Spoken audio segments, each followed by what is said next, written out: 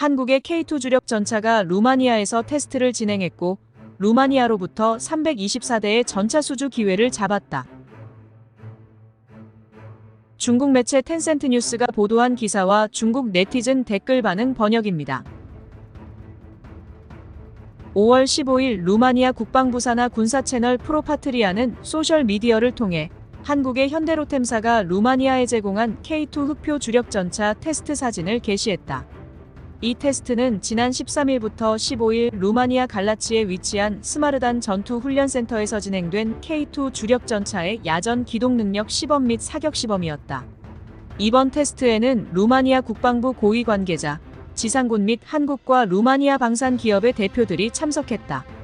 22일부터 24일 루마니아 부쿠레슈티에서 열리는 흑해방위 및 항공우주전시회 2024에서도 이 전차가 공개될 가능성이 있다. 현재 루마니아 당국은 미국과 정부 간 협약을 통해 54대의 M1A2 SEP V3 에이브럼스 주력 전차 및 관련 지원 차량을 구매하기 위한 협상을 진행 중에 있다. 지원 차량에는 M88A2 군안 전차 4대와 M1110 교량 전차 4대, M1150 전투공병 전차 4대 등이 포함되어 있다.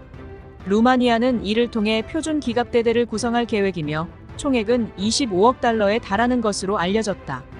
하지만 앞서 루마니아 정부는 2023년 7월 26일 324대의 주력 전차를 추가로 구매해 6개의 기갑대대를 추가로 구성할 것이라고 발표한 바 있다.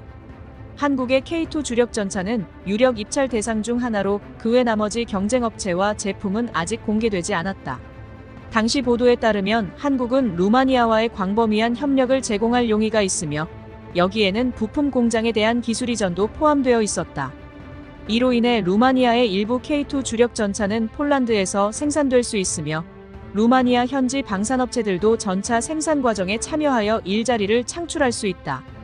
루마니아 육군은 현재 202대의 주력 전차를 보유하고 있으며 이 중에는 44대의 TR-580, 104대의 TR-85, 54대의 TR-85M1 주력 전차가 포함된다.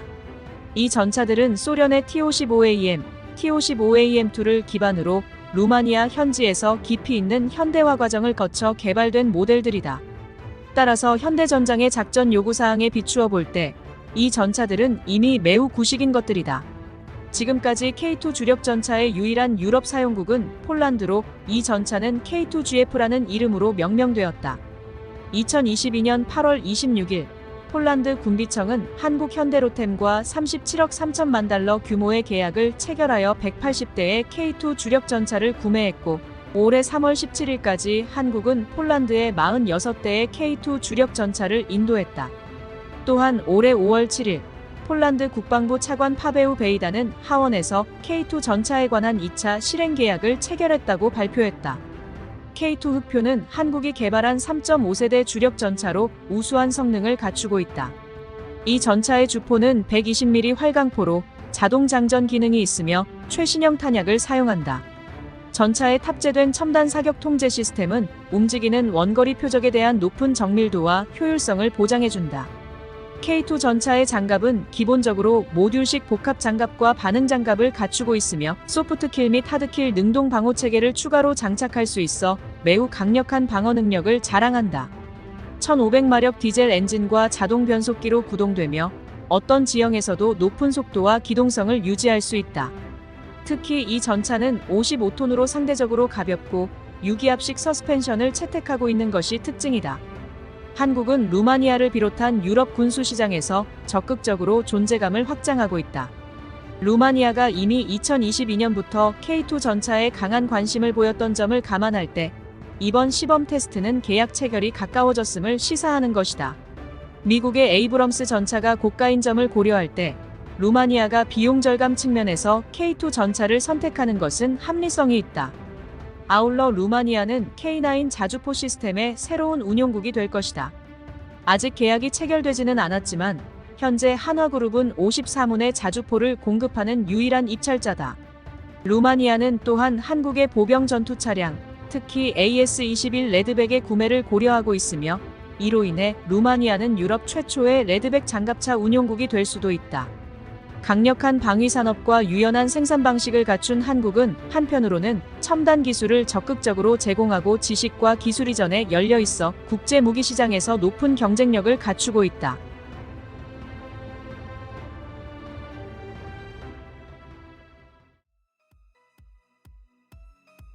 한국은 푸틴에게 보너스를 지급해야 돼. 푸틴이 시작한 우크라이나 침공 전쟁 덕분에 한국은 아시아 최대의 방산 수출국이 됐어. 한국의 군사 산업은 맹렬히 진격하고 있는데 몇몇 국내 네티즌들은 한국 무기는 모두 조립품이고 구매한 국가들은 확실히 후회할 것이라는 말만 되풀이하고 있다. 이렇게 남을 걱정하는 지경에 이르렀는데 이런 웃지 못할 마음가짐이 정말 우스우면서 걱정스럽기도 한다. 맞아, 항상 남을 비웃는데 어디서 나오는 자신감인지 모르겠어. 한국이 이룬 성과가 이미 대단하다는 것을 모르는 것 같아. 국제무기거래의 이면에는 복잡한 국제관계가 있고 친서방 국가의 군대는 일반적으로 중국과 러시아의 무기를 구매할 수 없다. 그럼 왜 친서방 국가들이 미국이나 독일의 전차를 사지 않는 걸까? 그냥 한국 무기가 소련계 무기를 개량한 것보다 강력하기 때문이야. K2 전차, K9 자주포, 한국의 이 두 차량이 어떻게 유럽과 독일을 상대로도 입지를 굳건히 하고 있는 걸까? 대한민국의 산업 능력은 매우 강하고 세계에서 5위 안에 들어. 이 나라는 일찍이 선진국이 됐어. 한국의 무기 수출은 많은 강점을 가지고 있다. 먼저 나토 진영이나 친나토 국가에 수출할 때 정치적인 요인을 고려할 필요가 없다. 둘째, 유럽의 무기에 비해 상대적으로 가격이 저렴하다. 셋째, 조립품이라 하지만 부품을 제공하는 국가들도 자신들의 제품을 함께 판매할 수 있어 기쁘다. 미국도 기꺼이 수용할 것이다. 넷째, 한국의 무기 수출은 일반적으로 생산 라인과 수리 서비스까지 포함해 패키지로 제공되므로 큰 장점이 있다. 하지만 한국 무기가 실제로 가성비가 높다는 점은 부인할 수 없다. 한국은 여전히 대단하네. 중국 군수산업도 분발해야 돼. 동유럽 국가들은 구소련 모델을 버리고 급속한 발전의 길을 걷고 있어. 한국의 군수산업은 갈수록 강해져 이미 서방 진영의 선두주자가 됐고 러우 전쟁에서도 한국의 포탄 지원이 없었다면 우크라이나가 견디지 못했을 것 같아. 한국의 산업 역량은 비교적 강한 데다 미국의 기술 지원까지 더해지니 발전이 빠른 것이 결코 이상하지 않아. 한국은 탱크 사업을 유럽 오지에 직접 진출시킬 만큼 정말 대담하고 배짱이 두둑하다. 중국의 방산업체들도 경쟁의식을 가져야 돼.